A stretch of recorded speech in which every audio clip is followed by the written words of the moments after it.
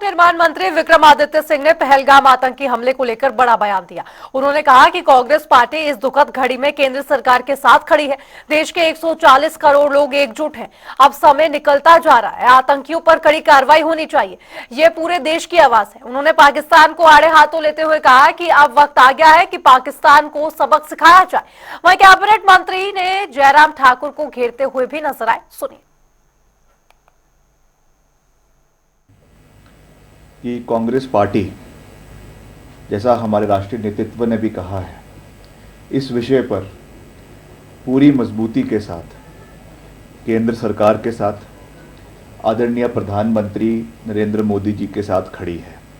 जो हमारी CWC की बैठक हुई उसमें भी ये निर्णय लिया गया कि देश में जो ये आतंकी हमले हो रहे हैं, इंसर्जेंट्स के हमले हो रहे हैं, इंसर्जेंसी हो रही है, उसमें पूरा का पूरा देश 140 करोड़ लोग इकट्ठे हैं और सरकार के नेतृत्व में जो भी सरकार इस पे फैसला लेती है हम उसके साथ हैं।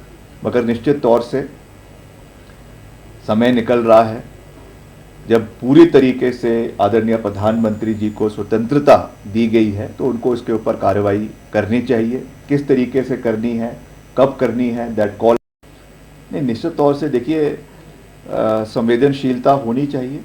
और जब नेशनल मॉर्निंग हो रही है, हमने जो हमारे पार्टी के कार्यक्रम थे, हमारा जो संविधान के उपलक्ष्य में, संविधान बचाओ उपलक्ष्य के उसमें हमने एक 26 अप्रैल को राज्य स्तर का जो है आक्रोश रैली शिमला में करने का निर्णय हमारे नेतृत्व ने लिया था। मगर उसी शाम को जो है ये घटना हुई, उसके बाद उसको स्थगित कर दिया गया और आने वाले समय में उसको आयोजित किया जाएगा। और सरकारी कार्यक्रम भी इस समय के लिए स्थगित किए गए हैं।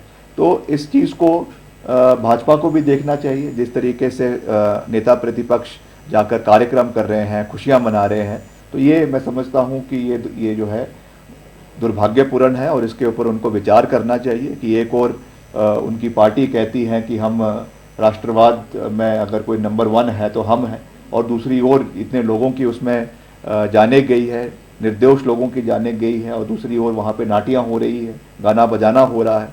ये मैं समझता हूँ कि अनफॉर्चुनेट है और इस चीज़ का उनको ध्यान रखना चाहिए।